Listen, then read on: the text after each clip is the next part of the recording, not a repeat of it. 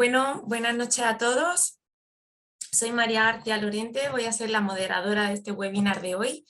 En primer lugar, quería daros las gracias a todos por asistir a esta reunión y por tomaros vuestro tiempo con estas agendas tan apretadas que tenemos. Antes de adentrarnos en el tema, me gustaría presentar a Gefa Pharma. Ellos son un fabricante farmacéutico europeo que han estado en el mercado durante más de 70 años. Son una organización familiar cuyos productos están disponibles en 47 países y están especializados en diferentes áreas terapéuticas de la oftalmología. Vamos a hablar un poco sobre el producto del que va a tratar la charla de hoy, que se llama Sorox. Esta es una pomada de aciclovir para el tratamiento de la queratitis herpética y está cubierto por la Seguridad Social. Es importante mencionar que el aciclovir es el tratamiento de primera línea para la queratitis herpética en Europa y es el único tratamiento aprobado para bebés, madres lactantes y embarazadas. Si necesitáis conocer alguna información, podéis poneros en contacto con el equipo de Gefa Pharma. Los detalles se van a compartir al final de la sesión. Y me gustaría dar las gracias sobre todo a nuestros ponentes, el doctor Carlos Rocha de Losada y la doctora Marina Rodríguez Calvo de Mora. Vamos a comenzar esta primera parte del webinar con el doctor Carlos Rocha. Carlos está especializado en córnea y segmento anterior, ahora formando parte de la clínica Q-Vision, Vitas Almería, Vitas Málaga y Hospital Regional de Málaga, y también es profesor asociado a la Universidad de Sevilla. Esto va a ser una sesión interactiva, así que podéis hacer preguntas a nuestros ponentes a través de preguntas y respuestas o a través del chat. Así que damos comienzo con la primera parte, ¿vale? Te dejo, doctor Carlos Rocha. Vale, un segundo que comparto.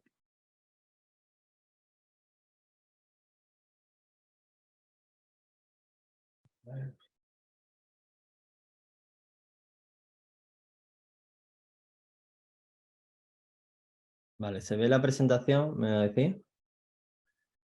Sí, María, se ve, sí se ¿no? ve. Se ve, se escucha. Bueno, pues bueno, vamos a empezar. De nuevo agradecer a Gefa Pharma por organizar este webinar, que yo creo que es bastante interesante y bastante importante, porque, bueno, creo que esta es una patología que vemos todos los oftalmólogos, incluso los que no son oftalmólogos, y lo vemos desde que somos residentes hasta que tenemos nuestra consulta privada, en las consultas generales y sobre todo en la urgencia. Antes de nada, estos son mis conflictos de interés. Y bueno, conocer un poquito acerca del herpes, aunque bueno, seguro que ya muchos lo conocéis. Recordad que es un virus de ADN, que lo que hace es que cuando se une al cuerpo humano, en este caso hablaremos de la córnea, hay una fusión y lo interesante es que entra dentro del núcleo celular, y aquí es donde empieza la replicación del ADN, empieza a sintetizar proteínas, y lo importante es que genera estos nuevos viriones que se expulsan, forman esa cápsula, que es tan importante, y se liberan antes de liberarse, destruyendo las células, digamos, buenas, las células normales del ojo, y generando estos nuevos virus. También sabemos que este virus pues tiene esta particular que se queda como en estado latente, se queda como durmiendo. Sabemos que entra, como hemos dicho, a través de la córnea y va de manera retrógrada. Recordar, es bastante característico, que va por las ramas oftálmicas, las ramas del naso ciliar, y se queda durmiendo en el ganglio trigémino. Cuando luego hay un evento lesivo, luego veremos cuáles son lo que nos ha dicho la literatura, pero todos sabemos que hay una reactivación, y de manera, en este caso, anterógrada, por las mismas raíces del nervio trigémino, provoca la inflamación en cualquier parte del ojo, pero en particular, porque lo más característico, todos lo sabéis, que es las manifestaciones corneales.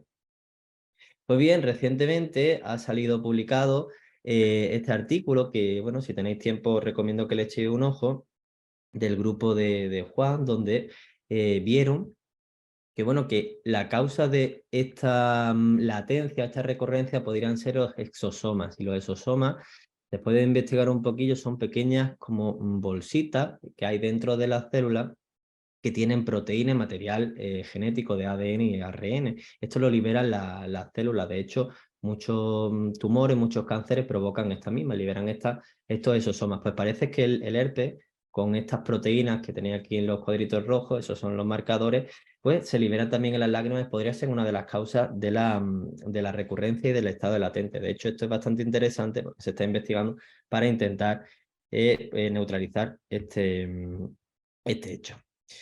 Pero lo importante, lo que todos sabemos, es que sabemos que el herpes es problemático porque recurre mucho y se ha visto que incluso en pacientes hasta 7 años el riesgo de tener una recurrencia en 7 años hasta el 70%. Por lo tanto, hay que conocer bien los manejos y dentro de los manejos hay que saber muy bien las manifestaciones del herpes, sobre todo para los residentes, recordar la forma clásica, la dendrita esta tan bonita, que tiene los bulbos terminales. Esto es específico del patognomónico de la queratitis por herpes simple y se diferencia de la otra pseudodendrita que no tienen estos bulbos terminales. Recordad que hay diferentes causas de pseudodendrita, que hay que conocerlas, pero bueno, sobre todo diferenciarlas de la del herpes zóster. Luego otra manifestación es la que tenía a la derecha, la de la úlcera geográfica. Geográfica viene pues, de que se parece la forma de los mapas terrestres. Y esto es característico, de nuevo, para los que soy residentes, pacientes que se están poniendo corticoides tópicos.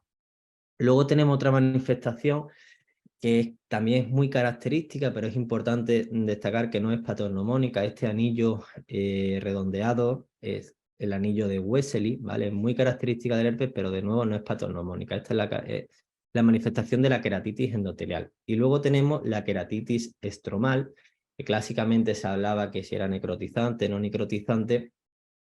Pues bueno, esto son las manifestaciones más frecuentes o las manifestaciones más principales dentro de la córnea que puede provocar el virus herpes simple. Pues bien, dentro de estas manifestaciones que hemos dicho, también os recomiendo, y esto lo he enseñado varias veces, este artículo en el Córnea, un artículo de revisión, de hecho 2, que nos dice que tenemos que intentar evitar seguir diciendo estos términos más clásicos, sobre todo por el tema de las partes estromales, que si es inmune, necrotizante, no necrotizante, disciforme, porque nos pueden dar lugar a errores, a confusiones. Y nos tendríamos que ir más a qué parte de la córnea realmente está afectando el herpes, si es epitelial, si es endotelial o estromal, con o sin úlcera, porque con eso ya podríamos aplicar un tratamiento en base a la evidencia que hay publicada.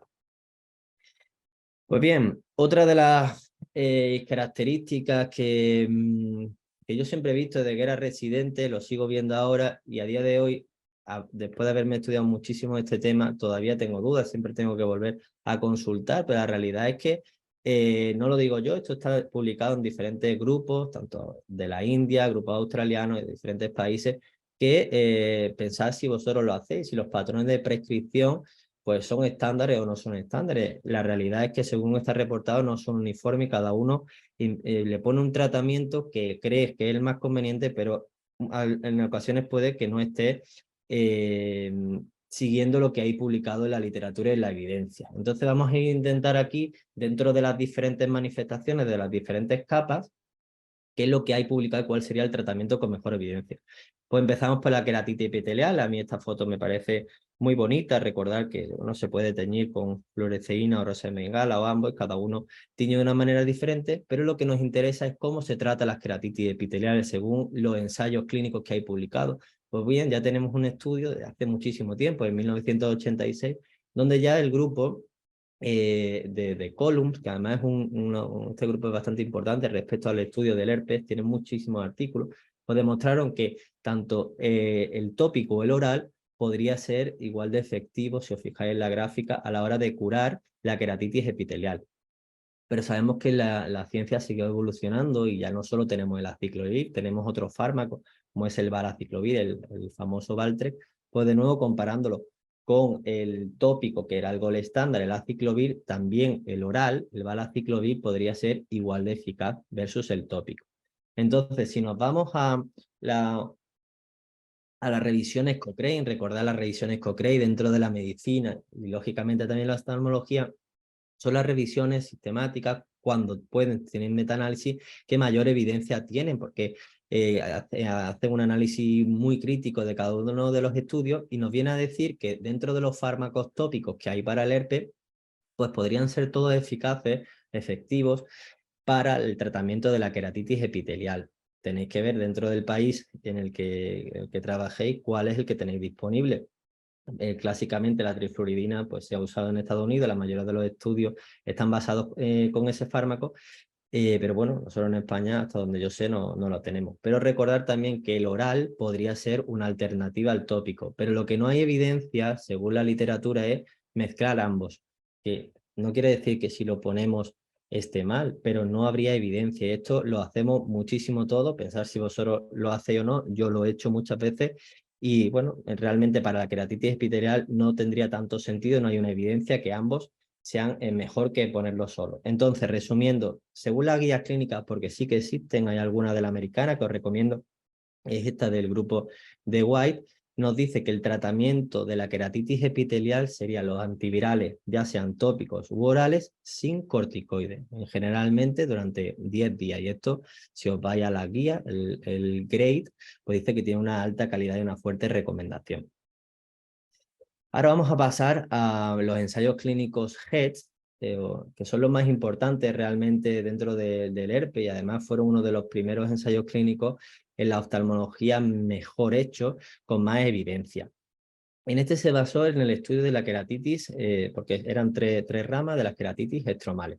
Pues bien, el primero, el de Barron, donde pues vieron que en pacientes que ya tenían, que estaban en tratamiento, como he dicho, queratitis estromal, pacientes que ya estaban con tratamiento tópico y con corticoides no vieron de nuevo que había un beneficio clínico ni estadístico en añadir el tratamiento oral. O sea que de nuevo podrías poner oral o el tópico, pero no haría falta la combinación, al menos según los resultados del estudio. Pero yo quiero que os quedéis sobre todo con esta otra rama del ensayo clínico, que es el si se le ponía o no se le ponía corticoides. Y como os fijáis en la curva de Kaplan-Meier, veis, el grupo con esteroides sobrevivían más, o sea, duraban mejor cuando le ponías corticoides. Los otros que sin corticoides es peor. Entonces el resumen es que en pacientes con queratitis estromal hay que poner antivirales y poner corticoides. Fijaros cómo la duración de la infección, de la inflamación, es menor en el grupo que se le pone corticoides. Pero bien, sabemos que los corticoides en algunos casos no están exentos de riesgo y tenemos unos nuevos fármacos que puedan suplir, como puede ser la ciclosporina. Pues recientemente también se publicó un estudio de no inferioridad, recordar, bueno, la diferencia entre superioridad y no inferioridad, y vieron que el grupo con ciclosporina, pues a nivel de densitometría corneal, esto lo querían correlacionar con la transparencia de la córnea, no era diferente al uso con prednisolona y la agudeza visual era similar. Entonces, ¿qué dijo este grupo? Que bueno, en ciertos casos la ciclosporina al 2% con esta concentración podría ser tan efectiva, o al menos no es inferior al uso de prednisolona al 1% de la queratitis estromal.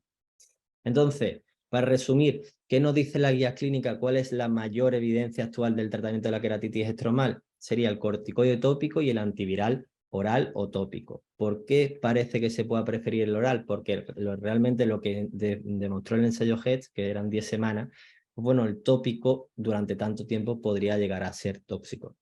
Y aquí os fijáis, si os fijáis en las partes más pequeñas, que la dosis puede ser terapéutica o profiláctica en base si tiene o no tiene úlcera, no era con inflamación o sin inflamación, no, era estromal con úlcera o sin úlcera.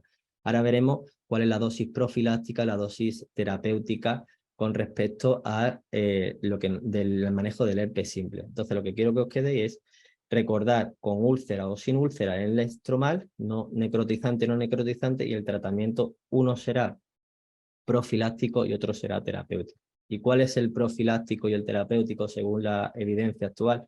Pues bien, el profiláctico serían 400 miligramos de aciclovir 2 veces al día. El Valtrex o el valaciclovir sería 500 miligramos una vez al día y el fanciclovir sería 250 miligramos 2 veces al día. Esto es importante. Y el terapéutico sería el aciclovir con la misma dosis 5 veces al día. Esto es importante. En España, hasta donde yo sé, no tenemos aciclovir de 400 miligramos.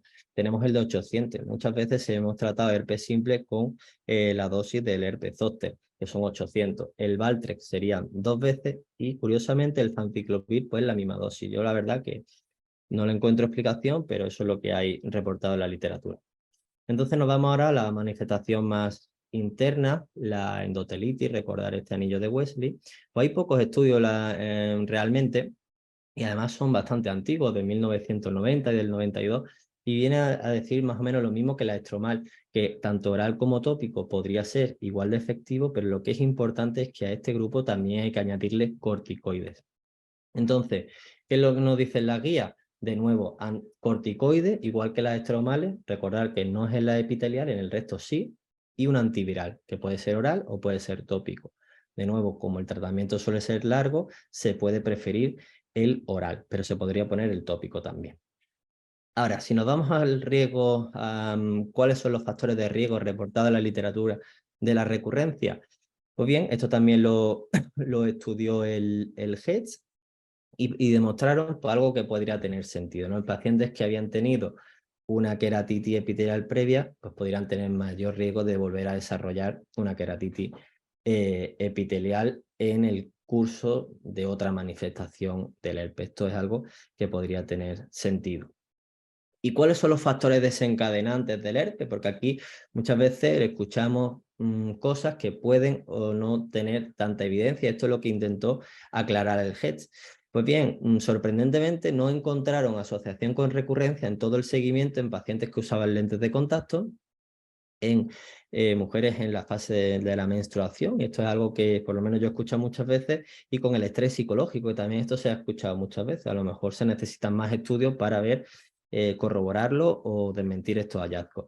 Y algo también importante es con la radiación ultravioleta. Ellos dijeron que en principio que no, pero análisis por su grupo, su análisis posteriores vieron que sí, que en pacientes que pertenecían a lugares con alta exposición del ultravioleta y que pasaban muchas horas, sí que podría haber más riesgo. Así que ojo, pacientes con, bueno, que vivan en estas zonas tan cálidas. Con respecto a la prevención que evaluó el Hetz, pues de nuevo, en pacientes que tenían un tratamiento por queratitis epitelial con trifluoridina, de nuevo el fármaco este tópico, pues no había un beneficio de poner 3 semanas de aciclovir oral para prevenir el desarrollo de queratitis estromal. Pero el que yo quiero que os quedéis sobre todo es con este, que es un ensayo clínico, otra de las ramas del ensayo clínico del Hetz. Además, como veis, el volumen de pacientes tan alto, y de nuevo este estaba muy bien hecho, con un seguimiento de 1 año publicado en el New England, y sí que demostraron que la aciclovir oral durante 1 año disminuía bastante el riesgo de recurrencia. De hecho, pues bueno, sus análisis demostraron también lo que hemos hablado antes, ¿no? Que la queratitis epitelial es igualmente probable que vuelva a pasar, pero sobre todo que pacientes que han tenido muchos brotes tienen más riesgo de desarrollar brotes. Esto es importante. Entonces, en el sentido de cuándo le pongo o no le pongo profilaxis, pues si tiene un brote podría a lo mejor no tener tanto sentido, pero a partir del segundo o tercer brote sí que podría a lo mejor tener sentido empezar con la profilaxis. ¿Y la profilaxis a largo plazo solo funciona el aciclovir? Bueno, también está demostrado que el valaciclovir podría ser igual de eficaz versus al aciclovir oral con respecto a la profilaxis. Entonces, la pregunta, ¿es efectiva la profilaxis según la literatura? Pues parece que sí, el uso de la profilaxis disminuye el riesgo que vuelva a ocurrir en el paciente manifestaciones epiteliales, estromales e incluso endoteliales. Y de nuevo, es mayor el beneficio cuando un paciente ha tenido mucho más brotes, porque al tener mucho más brotes tiene más riesgo de que le vuelva a salir. ¿Pero qué pasa a largo plazo? Porque el Hetz, recordar que solo lo estudió durante 1 año, pero siguieron a los pacientes y vieron que muchos volvieron a tener recurrencia. Y esto es un gran problema. Por lo tanto, yo todavía considero que todavía nos queda más conocimiento por demostrar y por saber qué pasa más allá de 1 año. ¿Hay estudios a más de 1 año? Pues sí, hay estudios, sobre todo son retrospectivos, y pues podrían ser justificados esta profilaxia a más de 1 año según la literatura, aunque no son ensayos clínicos, pues en pacientes, como hemos dicho, con mucho riesgo de recurrencia, que tengo mucha recurrencia, pacientes con atopia, sabéis que es más frecuente que ocurra el herpes aquí, y además que sea más agresivo, en inmunodeprimidos y en pacientes, que esto lo hablará luego la doctora, en pacientes que tienen un trasplante y la causa ha sido el herpes simple. Y entonces, ¿a largo plazo puede conllevar resistencia? Pues sí que se ha visto que pueda llevar resistencia.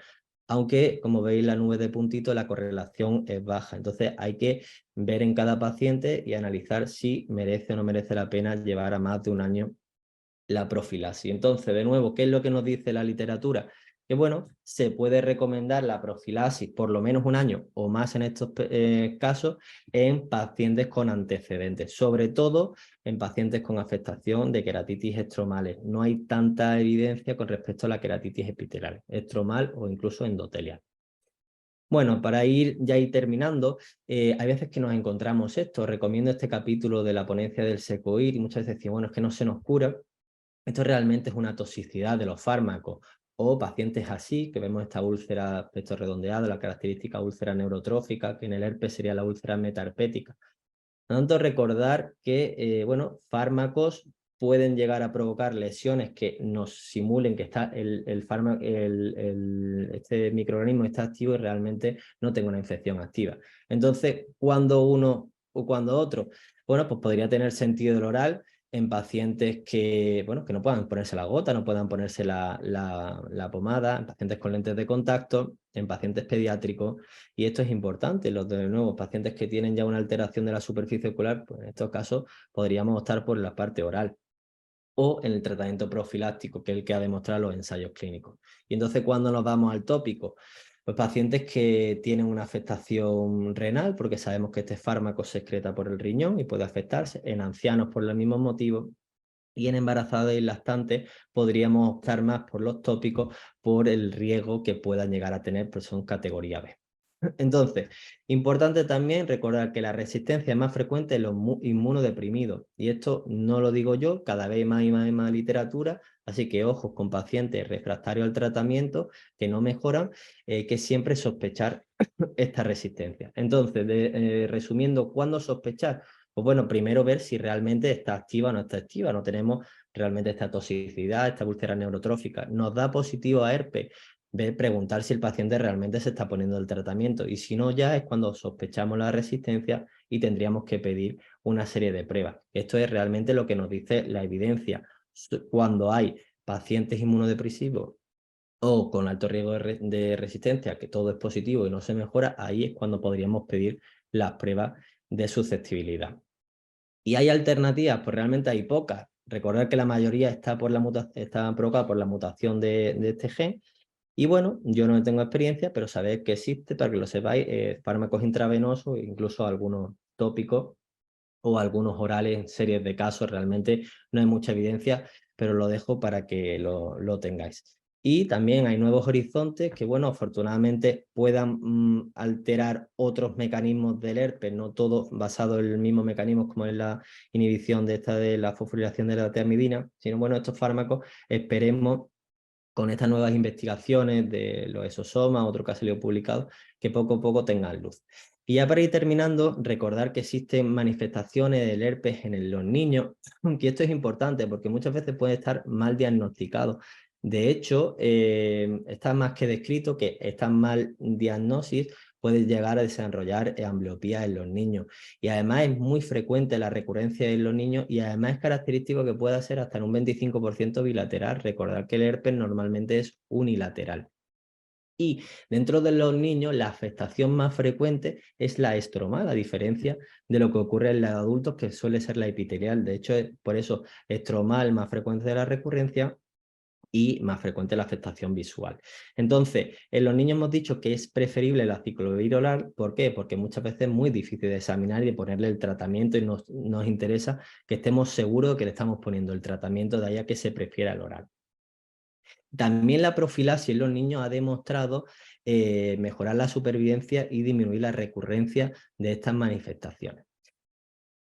Ya para terminar, el embarazo hemos dicho que se pueden preferir los tópicos porque son categorías B, pero que sepáis que existe evidencia, existen estudios de cohorte en mujeres embarazadas que se estaban teniendo el tratamiento con aciclovir y que a largo plazo, con muchísimos, eran 10.000 o 15.000 mujeres embarazadas y no habían encontrado riesgo. O sea que realmente se prefiere el tópico, pero bueno, no tendríamos que preocuparnos tanto si nos fijamos en lo que hay descrito en la literatura. Y lo mismo de la lactancia. Lo que se excreta por la leche es muy poca, pero es que de hecho el tratamiento para los niños puede estar aconsejado el oral. Entonces, bueno, os dejo aquí algunas guías que considero importantes, por si tenéis tiempo y que le echéis un ojo. Ya para terminar, pues bueno, me gustaría decir que realmente faltan guías, a lo mejor faltan guías adaptadas a cada país, pero existen algunas y deberíamos de seguirlas. Hay que seguir estos ensayos clínicos y a lo mejor tendría sentido crear algunos nuevos más y sobre todo recordar este tratamiento en la conexión entre qué parte de la córnea está afectada y cuál sería el tratamiento en base a la evidencia. Muchas gracias. Voy a dejar de compartir.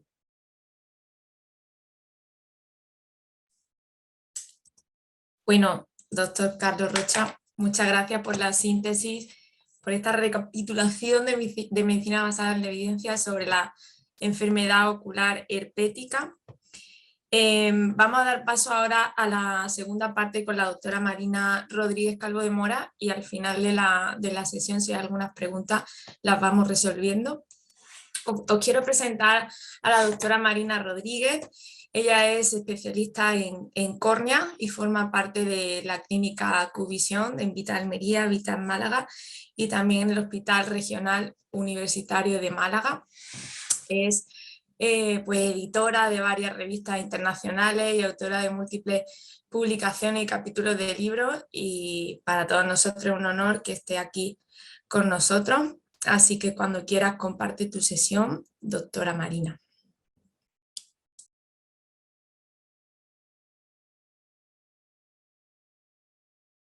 Hola, buenas. ¿Qué tal? ¿Se ve? Sí. Sí, ponla en grande. Ahí. Muy bien. Bueno, pues en primer lugar agradecer a Jefa Farma la oportunidad de pasar esta tarde entre amigos y colegas. Y bueno, después de la presentación fantástica y la actualización que ha hecho Carlos, bueno, pues yo voy a hablar de un tema un poco más específico, que es la queratoplastia en situaciones complejas, pero bueno, dado que el webinar trata de herpes, pues voy a focalizarme un poquito en algunos aspectos acerca de lo que nos puede fastidiar el herpes en la queratoplastia, que es mucho y frecuentemente. Bueno, no tengo ningún conflicto de interés y bueno, yo creo que todos sabemos que la queratoplastia es el trasplante en global más frecuente, ya sea de órgano o de tejido. Se hacen, bueno, en el año 2016 se hacían unos 180.000, cuya cifra afortunadamente está aumentando. Y el trasplante de córnea es un trasplante muy exitoso, a pesar de que nosotros de rutina jamás hacemos, o bueno, de rutina no hacemos un matching AB0 ni con HLA tampoco. Es decir, se extrae una córnea y según las características de dicha córnea, pues se implanta a un paciente, pero no hacemos más analíticas. Y aún así, pues tiene una tasa muy parecida al resto de trasplantes de órganos sólidos, a los cuales tienen que hacer muchísimas más pruebas. ¿Y esto por qué es así? Esto es así por el privilegio inmune corneal, del cual vamos a hablar a continuación, ¿de acuerdo? Y también vamos a hablar de que este privilegio inmune corneal es una espada de doble filo. Cuando va bien, pero una vez que este privilegio inmune se rompe, las reacciones son mucho más agresivas y mucho más destructivas. Eso lo vamos a ver a continuación.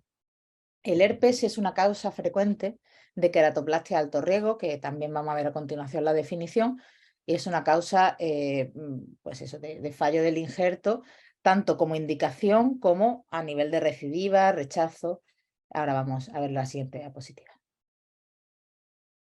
Bueno, vamos a hablar un poquito del privilegio inmune, ¿de acuerdo? El privilegio inmune existe en muchos órganos del cuerpo, pero existe especialmente en el ojo, en el sistema nervioso central y en el útero de la embarazada. Vamos a centrarnos en el ojo, ¿de acuerdo? Y el ojo, digamos, es poco reactivo porque hay poca inducción de esa respuesta inmune, porque hay también un privilegio angiogénico, es decir, no hay vasos sanguíneos ni linfáticos en el ojo. Tenemos la barrera hematoacuosa, también la hematorretiniana, pero yo ahora me voy a centrar en el tema de la córnea, ¿de acuerdo? La barrera hematoacuosa en el cuerpo ciliar, y luego también hay una baja expresión de antígenos de histocompatibilidad de tipo 1 y de tipo 2. Y aparte de que hay una inducción, hay poca inducción de la respuesta inmune, también hay poca expresión, lo que se llama el arco eferente, ¿de acuerdo? Porque las células presentadoras de antígenos son inmaduras, porque en la córnea hay una apoptosis de algunas células T y hay células T reguladoras, porque tenemos moléculas inmunomoduladoras en el humor acuoso flotando, como el factor de crecimiento beta, la hormona estimulante de melanocitos y el ligando Fas. Y luego también hay una tolerancia a los antígenos que entran en la cámara anterior, ¿vale? Lo que se llama la ACAID, Anterior Chamber Autoimmune Deviation, ¿de acuerdo? En global, pues que hay poca reacción, hay poca actividad ante los antígenos que entran en el ojo, por decirlo así. Y eso es lo que nosotros denominamos, ¿de acuerdo?, el privilegio inmune de la córnea, del ojo en global, de la córnea en particular. Pues bien, cuando tenemos una inflamación de la superficie del ojo en la queratoplastia, pues se segregan una serie de citoquinas, quimoquinas y moléculas de adhesión, y aquí perdemos lo que es esa avascularidad. Entonces se empieza a haber una neovascularización, se crean vasos sanguíneos, linfáticos, y esa antígeno-histocompatibilidad de tipo 2 que eran negativos pasan a ser positivos. Las células presentadoras de antígenos van por estos vasos linfáticos y van a los nódulos linfoides. Actúan estas células presentadoras de antígenos que sensibilizan en estos órganos linfoides linfocitos T. Y estos linfocitos T pues proliferan y migran a la córnea, ¿de acuerdo? En la cual se da una serie de secreción de una serie de moléculas, ¿de acuerdo? Que a su vez activan otros linfocitos B y otros linfocitos T. Hay anticuerpos y esto es lo que produce al fin, que es el resultado clínico que nosotros vemos, la inflamación, la neovascularización y el rechazo, ¿de acuerdo?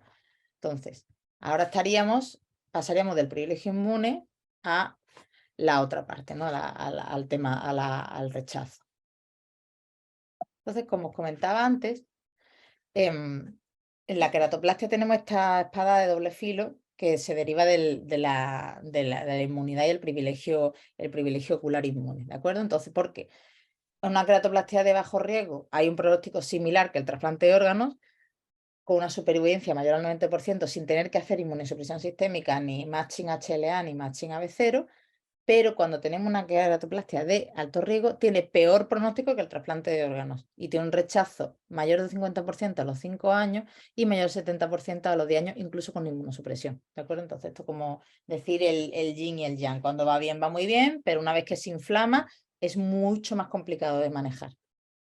Entonces, lo que es el Cornea Collaborative Transplantation Study nos definió la queratoplastia de alto riesgo como aquella que tenía 2 cuadrantes con neovascularización profunda, o bien que había tenido un rechazo corneal previo, o bien que tenía un lecho inflamado, ¿de acuerdo? Y como comentaba antes, el herpes es, por definición, cuando una persona necesita trasplantarse por un herpes de repetición, es una queratoplastia de alto riesgo, porque el herpes tiende a recidivar, porque tiende a aumentar el rechazo de ese trasplante y, por último, pues contribuye al fracaso del injerto. Bueno, el rechazo, de hecho, es la primera causa de fallo del injerto, ¿de acuerdo? Que es casi un tercio, ¿de acuerdo? Bueno, hay otras causas, pues pérdida de células, por cirugía intraocular, infecciones, etcétera. Pero la primera es el rechazo. Entonces, dependiendo del tipo de queratoplastia, ¿vale? Pues hay unos porcentajes reportados de rechazo o no. A los 1 o 2 años en una queratoplastia estándar, ¿de acuerdo? Tendríamos la queratoplastia penetrante como la que tiene más rechazo, entre el 10 y el 20, la DALC, que bueno, no tiene rechazo endotelial, entonces pues no es tan grave, pero bueno, tiene una cifra de aproximadamente el 10%, esto es muy variable dependiendo de las indicaciones, claro. De SAC entre 5 y 10, porque yo creo que también, por supuesto, depende de las indicaciones, y DIMEC pues entre un 1 o un 2%. Esto, digamos, la queratoplastia normal. Luego, con respecto a la clínica del rechazo, bueno, pues sabemos todos que hay varios tipos de rechazo, el tipo epitelial, que suele ocurrir durante el primer año, el estromal, que suele ocurrir junto con el endotelial, y el endotelial, que es el más grave, ¿de acuerdo? Entre un 50 y 60% se nos cura con tratamiento médico, pero como os comento, eso es que depende muchísimo del tipo de córnea, rechazo, indicación, etcétera. Y si más del 50% de las células endoteliales pues, se hayan afectadas, pues entonces puede haber edema. Yo creo que los signos clásicos de rechazo más o menos los conocemos, pues la hiperemia, el edema, infiltración del injerto, la lina de Kodaos, los precipitados queráticos, pero pongo estas imágenes de diversas publicaciones porque es muy importante tener en cuenta que en las nuevas técnicas de queratoplastia endotelial los signos pueden ser muy atípicos. Puede haber un edema difuso, puede haber algún PK, pero no está tan claro como esos signos tan reglados, que el ojo puede estar mucho más blanco, esos signos tan reglados que teníamos en la queratoplastia penetrante, y por tanto hay que estar mucho más atentos. Ante cualquier reacción de cámara anterior y cualquier PK, pues estar bastante al loro. Bien, la queratoplastia de alto riesgo lamelar, bueno, pues de entrada la queratoplastia de alto riesgo en general suele tener una mayor supervivencia que la penetrante, con menor porcentaje de rechazo y mayor reversibilidad del mismo, ¿vale? En ojos normales. En ojos de alto riesgo, bueno, pues la queratoplastia de alto riesgo, lógicamente, pues tiene menos supervivencia que en un ojo estándar. Aún así, si se puede, se prefiere a la penetrante, por los porcentajes de rechazo que hemos visto antes. ¿Qué estrategias tenemos en ojos de muchísimo riesgo si vamos a hacer una queratoplastia lamelar? Bueno, pues en el futuro, bueno, ya más o menos esto creo que no tardaremos mucho en tener, en vez de DALC, pues córnea biosintética, y en vez de queratoplastia endotelial, pues hacer lo que se llama una DIESO o DIWE, que es decir, retirar lo que es la membrana FM y el endotelio sin poner trasplante, pero bueno, esto solo vale para pacientes Fuchs con descompensación central, que es un grupo bastante reducido, o bien hacer una inyección de células endoteliales cultivadas con inhibidores de la roquinasa, como muestra en la imagen, que esto de momento no lo tenemos disponible. Bueno, la queratoplastia penetrante en queratoplastia de alto riesgo, bueno, como queratoplastia primaria, en general se dice que tiene mayor tasa de rechazo que la queratoplastia lamelar, aunque es verdad que algunos autores, como por ejemplo Koster, en el estudio australiano decía que él no encontraba que tuviera menor supervivencia las queratoplastias penetrantes, pero bueno, en general se acepta que tienen más rechazo a la queratoplastia penetrante que la lamelar. Con respecto a la repetición de las queratoplastias penetrantes, bueno, pues influye la indicación primaria de la queratoplastia, pero en general van peor que la queratoplastia primaria. Suelen tener peor agudeza visual final, los factores de riesgo previos pues influyen, pero aparte ya hemos roto esa ACAID, digamos, esa cámara ya está inmunizada, ya ha habido ya ha habido esa sensibilización, ¿de acuerdo? Entonces tienden a rechazarse más. Puede haber alteraciones del ángulo, sínequias anteriores periféricas, con lo cual puede haber glaucoma, que influye muchísimo en el rechazo, luego lo veremos. Hay más alteraciones de la superficie debido a la cirugía previa, a los tratamientos.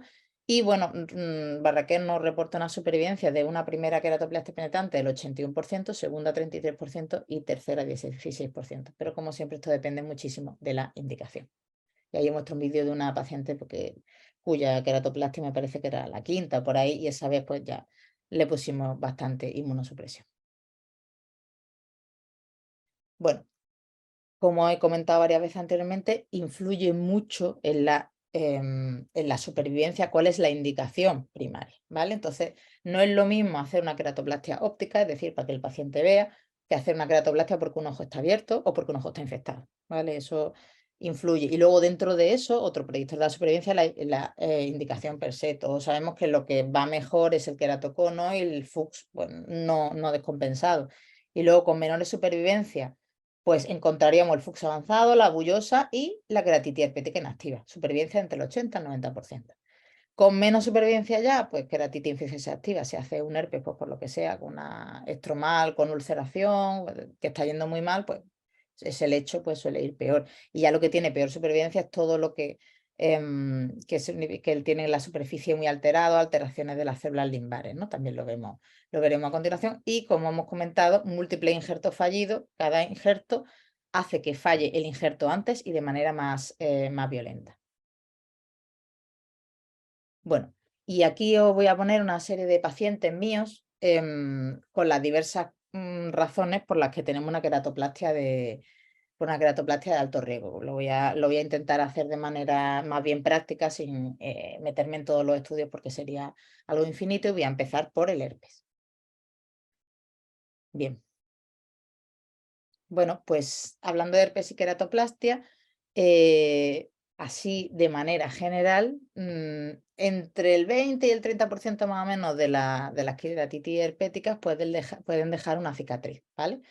Que puede disminuir la agudeza visual por debajo de 0,5 entre un 10 y un 25% de los casos. Más o menos esa agudeza visual por debajo de 0,5 es la que antiguamente se tomaba para trasplantar, ¿vale?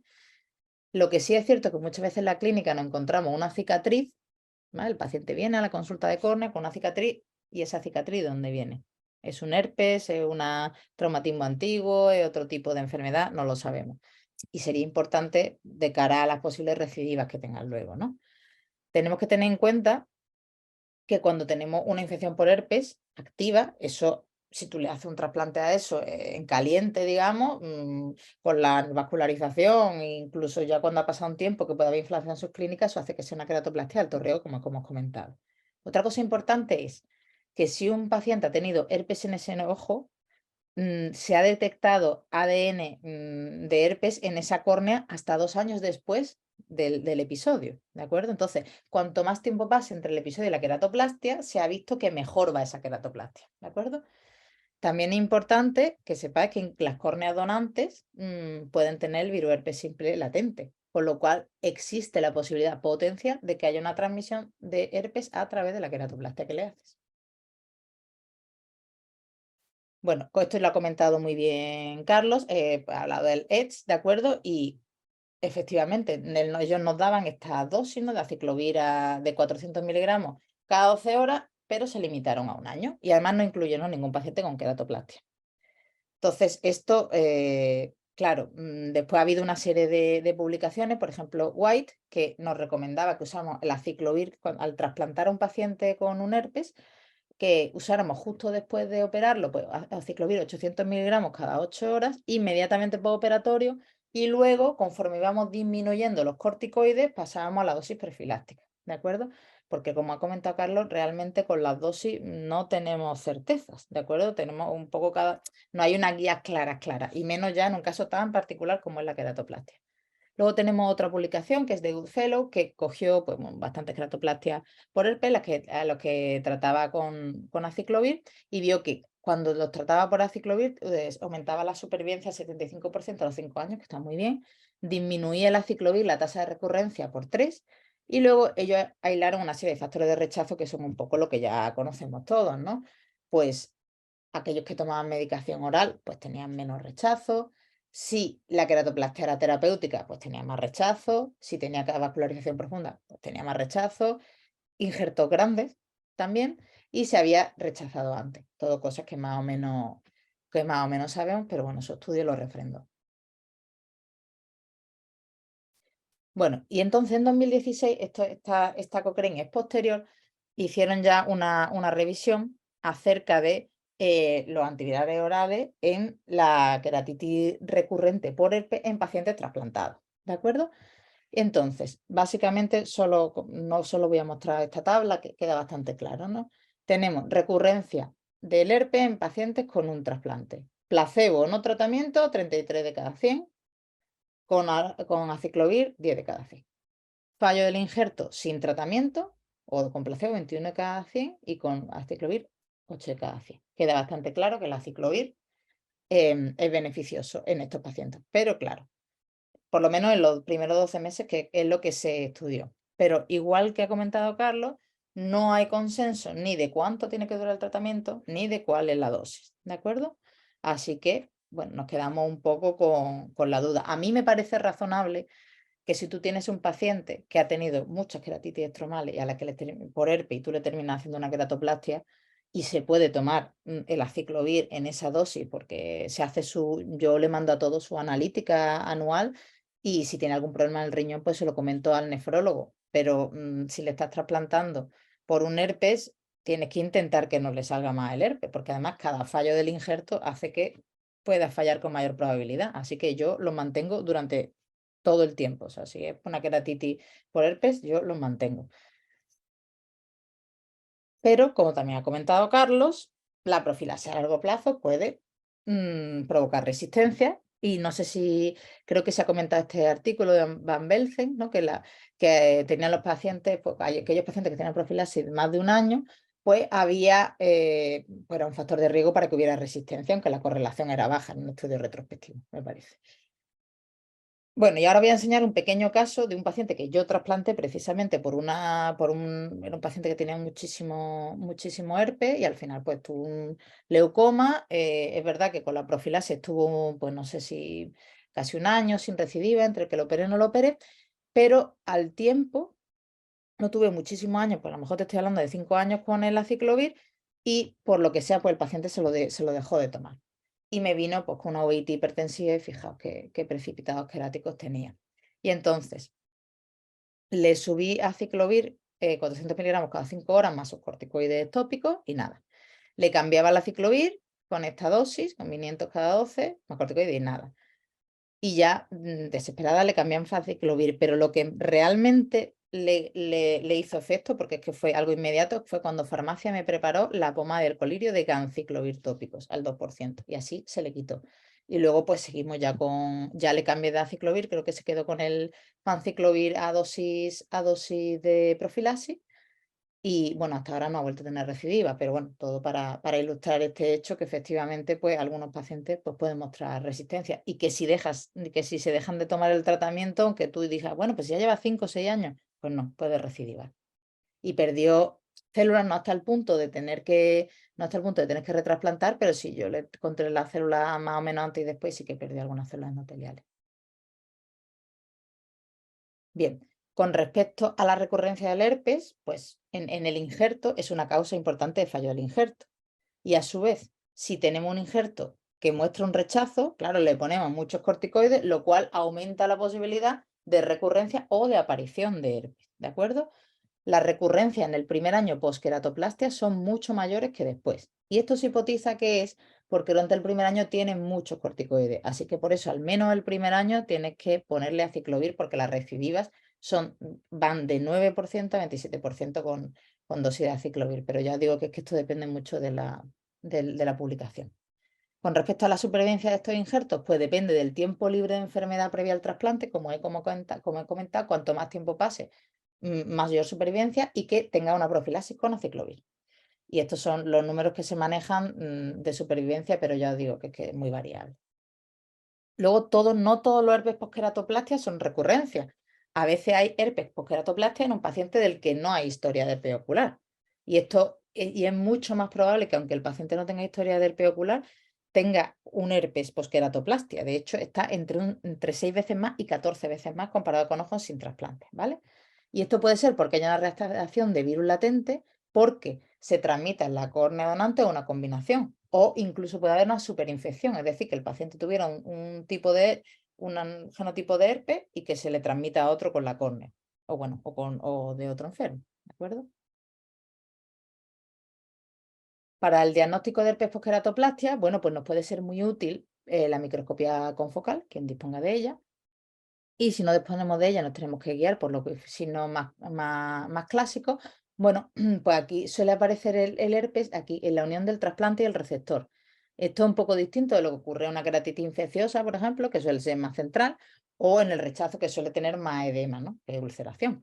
Luego tenemos estas lesiones epiteliales, que bueno, es verdad que por utilizar la terminología clásica, pues pueden ser de forma dendrítica geográfica, que normalmente, si se pillan a tiempo, curan muy bien solo con tratamiento tópico.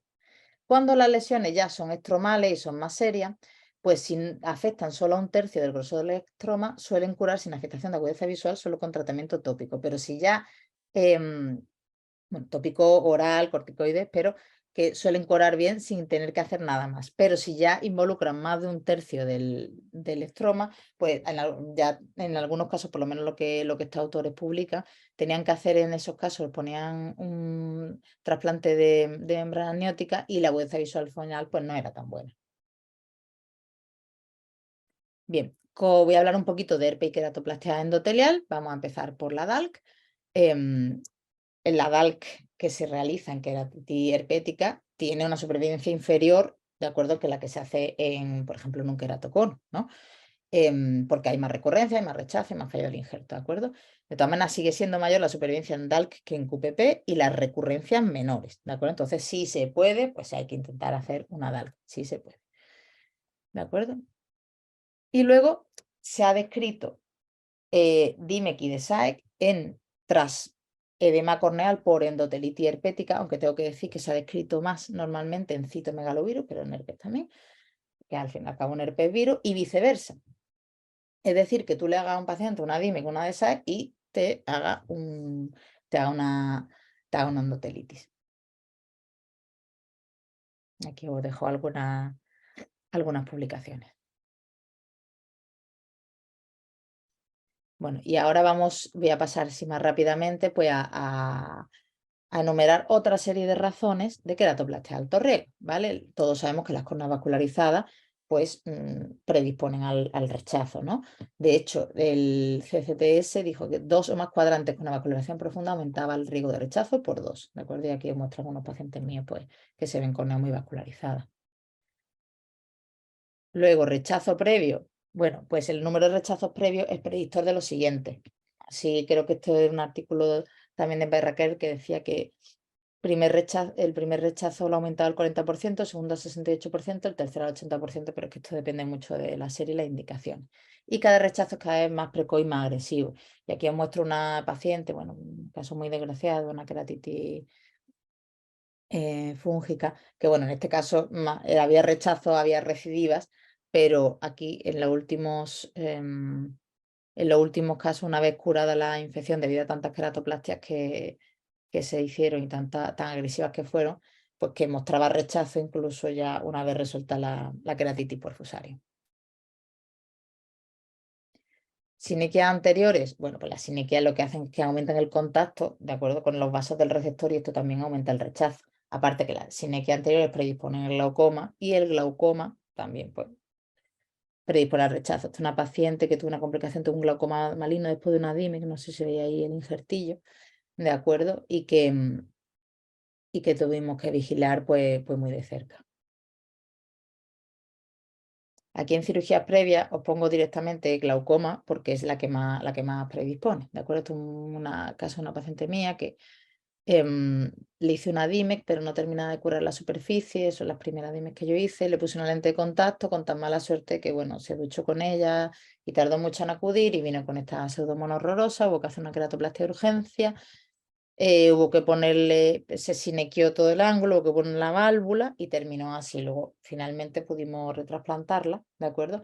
Pero obviamente inmunosuprimida, porque claro, entre las sinequias periféricas, que también tenía esta válvula, pues tenía más riesgo de rechazo. Luego, reacción inmunocular, pues aquí os muestro algunos pacientes a los cuales no le he tenido que afortunadamente hacer queratoplastia, pero fijaos que en este contexto, este paciente es con una rosácea horrorosa, y esta es una paciente que no se aprecia bien en las imágenes, pero tiene una córnea en lente de contacto para artritis reumatoide. Bueno, pues ahí tenemos un sustrato inflamatorio que hay que controlar muy bien antes de hacer nada, ¿no? Bien, esta paciente es una paciente con artritis reumatoide muy mal controlada, que vino con el ojo muy adelgazado, que finalmente se perforó, hubo que hacer una queratoplastia de urgencia. ¿Veis? Aquí se ve el injerto anterior, que luego hizo una catarata muy inflamatoria y tal. Entonces, siempre con un paciente con el contexto de tanta inflamación y tal, hay que esperar de 6 a 12 meses con un control de la enfermedad antes de trasplantar, lo que se recomienda. Luego, en enfermedad de la superficie ocular, bueno, este paciente de aquí es un injerto contra huésped horroroso y este paciente de aquí abajo es un quemado, que no sé si se ve aquí la desepitelización que tiene y luego que desarrolló en toda esa zona donde le faltaba el limbo de una conjuntivalización. Bueno, pues hay un alto rechazo asociado por la deficiencia de células limbares. Estos trasplantes suelen ir muy mal todos los de superficie. Los quemados, el CCT se dijo que había casi un 70% de fallo del injerto. Y luego los penfigoides, aniridia, Steven Johnson, ¿de acuerdo? Todos estos pacientes que tienen déficit de células limbares, primero hay que hacer trasplante de limbo, pero incluso después se recomienda esperar 3 meses hasta la queratoplastia, pero esa queratoplastia sigue siendo de alto riesgo. Y ya para terminar, pues tenemos a los jóvenes y los niños, ¿de acuerdo? Todos los pacientes menores de 40 años aumenta el rechazo por 2. Y en los niños la supervivencia del injerto a los 2 años está entre el 60 y el 70%, ¿de acuerdo? Entonces normalmente hay que ponerle muchos corticoides y tal. Y luego los atópicos te pueden hacer una respuesta inmune post cirugía del queratocono importante. Vaya, este es el caso que os muestro de una chica pues, que era muy jovencita y tenía un queratocono, pues aquí un queratocono bastante grave, al que se le hizo una DALC predecemética y luego hizo una reacción inflamatoria, que hubo que ponerle muchísimos corticoides y tal, porque aparte de atópica era también joven, entonces cuidado con esto. Son queratoplastias de alto riesgo siempre. Y bueno, ya terminando, de manera muy breve, una serie de consideraciones preparatorias a las queratoplastia de alto riesgo. Bueno, primero el tema de la compatibilidad siempre hay controversia porque el CCTS no puede mostrar beneficio ni en HLA ni en AB0 matching, pero otros estudios sí, tanto en alto como en bajo riesgo, así que esto no queda claro. La compatibilidad, ¿deberíamos hacerla? Bueno, el HLA es muy caro, entonces quizás la podríamos hacer en queratoplastia de alto riesgo, de hecho en algunos centros europeos se hace. La compatibilidad AB0 es asumible y esta, de hecho la podríamos hacer en todas las queratoplastias. Y la compatibilidad de género, bueno, eso sí que es fácil, ¿no? De hecho, lo que va mal es ponerle a un hombre, o sea, es de la córnea masculina a paciente femenino. Esto también podríamos mirarlo, la verdad. Luego, por supuesto, pues intentar controlar al máximo los factores de riesgo, mejorarse superficie ocular, cauterizar los vasos, que el diámetro del injerto pues, sea pequeño si es posible. Y luego, pues, inmunosuprimir, ¿no? Si sabes que es un paciente con una queratoplastia de alto riesgo, pues tener al internista o al reumatólogo de tu lado. Hay una Cochrane muy interesante también acerca de inmunosupresión en queratoplastia y no se puede recomendar, o sea, no hay ninguna que sea mejor que otra, bueno, porque aparte la calidad de la evidencia no era muy buena. Pero sí se ha visto que ciclosporina y micofenolato parecen ir mejor en herpes, en queratoplastia de herpes, siempre asociado a aciclovir. Y ya, pues como conclusiones, bueno, pues que la indicación y el número de queratoplastias previas influyen mucho en la supervivencia. Acordémonos que hay muchas razones para que haya queratoplastia de alto riesgo, pero bueno, la neovascularización, rechazo corneal previo, inflamación, se agrupan lo más importante. Que el herpes puede recurrir o aparecer de nuevo post-queratoplastia y que influye mucho en el rechazo y el fallo del injerto. Por eso una queratoplastia de alto riesgo. Luego, la profilaxis con aciclovir disminuye las recurrencias, ¿de acuerdo? Entonces, siempre. Lo que no sabemos es la dosis y el tiempo que lo tenemos que usar, pero siempre aciclovir. Y en queratoplastia de alto riesgo, pues intentar siempre controlar esos factores de riesgo y si se puede, pues realizar una queratoplastia lamelar. Bueno, aquí os dejo una serie de artículos que yo encuentro interesantes acerca de este tema y bueno, por mi parte nada más.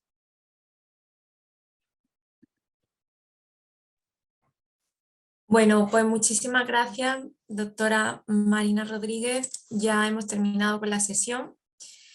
Vamos a dejaros ahora aquí al final de la presentación un correo por si tenéis alguna pregunta o queréis pedir información sobre la nueva pomada que es lo que estamos presentando en el webinar.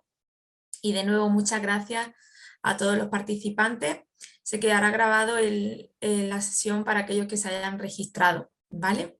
Que tengáis muy buena tarde y gracias.